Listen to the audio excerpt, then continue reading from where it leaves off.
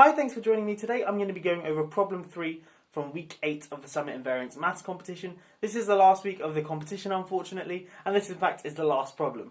But as always, I'll leave a link in the description below with details of the competition. Anyway, this is the problem I have today. I've got a circular cake on the board, and what I'm going to do is cut the cake using parallel sort of strips. Okay, so I'm going to cut it, say like this is my first slice, a bit of a weird way to cut a cake, but so I cut out this sort of part of the cake. Then I'd use another strip, and maybe I might do this way here to cut out this bit of the cake. Okay, and I keep going, and I do using these sort of parallel strips. They don't have to be of the same width as well. It could be a massive strip like that way. Again, another very weird way to cut a cake. That's the problem we have today. And what I want to know is the sum of the strips here. I want to prove that the sum of the widths of the strips, is always going to be bigger than or equal to 2. Okay, so once I've finished cutting the cake, i.e. I've shaded this whole circle out, then I want to show that the sum of the widths of the strips here is always going to be bigger than or equal to 2. And perhaps one thing I should have mentioned is that the circle has radius 1. Now, of course, there's a very clear way to do it in the case, to get it, in exactly 2 strips. So suppose that is an awful circle. Suppose this is our circular cake. I guess that's a little bit better. And just do one massive strip just like that. So it just touches this side here and just touches that side there. Of course, this thing here has diameter 2. And that's just one massive cut of the cake. Again, a very weird way to cut the cake, and it's technically not cutting the cake.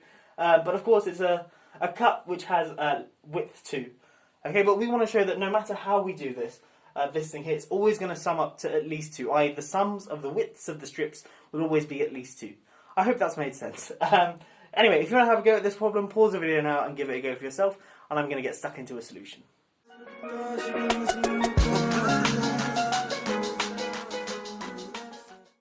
Okay, so I'm going to try my very best to explain this, given my very limited drawing skills. But what I've done here is I've drawn my cake here, so it's in this sort of plane, and then I've drawn a sphere. So we're sort of extending this problem into 3 dimensions. Now, whenever we make a cut on our cake here, so this circle here, and I've drawn an example cut, the way I'm going to visualize that is think of 2 planes coming and intersecting the sphere. Then, of course, it will intersect the circle as well, and they're coming down like this here. And those planes will leave out an area, they'll intersect a sphere in sort of a strip. And I've tried to draw that strip here. So this case here, I'm taking the 2 planes, and then I'm going to get a sort of thing that wraps all the way around the sphere, and I've tried to draw that there, and the green sort of corresponds to the shaded area. Now, because we know that all these strips, because of course we'll do some more strips on here, and we're going to cover the cake, then certainly these sort of strips here will cover the surface area of the sphere. So it suffices to show that the sum of these areas here is greater than or equal to the surface area of the sphere, and because it's a unit sphere, the surface area is 4 pi, because the surface area is 4 pi r squared. Okay, so we want to show that the sum of the areas of these sort of strips is greater than or equal to 4 pi, and to do that, we're just going to consider a sphere, like so. So of course, we have this strip here, but we can rotate it so it just looks like, say, this strip here. Okay, so it's going around, this is a sphere, and it's sort of going around the back as well. And we've got this thing here. And in fact, I've drawn them as curves. Maybe I should make it a bit more accurate. They're actually straight lines along the sphere. But then when you sort of look at them, they're going to look curvy because, well, a sphere is curvy. Okay, you can tell my terminology is not on point today. But yeah, so that's our shaded bit there that we've got there along our sphere. Now the area of this strip here, well, recall that the area of a cap of a sphere. So suppose we have a cap there, and this distance here I'm going to call d. Say, then the area of this thing here is going to equal 2 pi d. So this green shaded bit here is going to equal 2 pi d. Okay, so in particular that means that the area of this thing here, if I call this height here alpha, and then this shorter height here beta, So of course the height there is alpha minus beta. So the width of the strip in this case, which is alpha minus beta. We have that the area of the shaded region, let me write it here, is going to be, so the area of shaded is going to equal 2 pi times alpha. So the area of this, sort of the whole cap, then minus the area of this mini cap here. So 2 pi alpha minus 2 pi beta, which is of course 2 pi alpha minus beta, but that in particular that's 2 pi d, say, where the d is this length here. Let's not do that in green. So if I call that length there d, then the area of that strip there is 2 pi d. Okay, now we know that the sum, all these strips here, once we draw these planes up and we get a bunch of these sort of strips, it's going to cover the area of the sphere. So we have that the sum of the areas of the strips is greater than or equal to 2 pi. So let me rub this off, and suppose we have strips, let me use blue, W1, W2, all the way up to say we have N strips which cut our cake, so N cuts which cut the cake, and remember on our sphere we're thinking of that as two massive planes coming down, intersecting the circle, and of course intersecting the sphere as well, so we're left with this sort of sash, if you like, this sort of strip which has area which is along the surface of the sphere.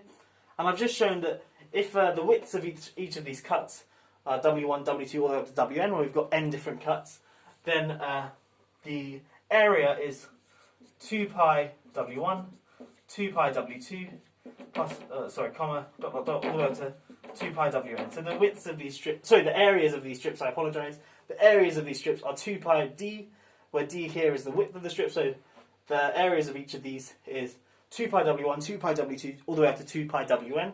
Now we know that the sum of these areas here covers the sphere, so then we have that 2 pi W1 plus 2 pi W2 plus dot dot dot all the way up to 2 pi Wn is greater than or equal to, because it covers the sphere, the area of the sphere, which we know is 4 pi.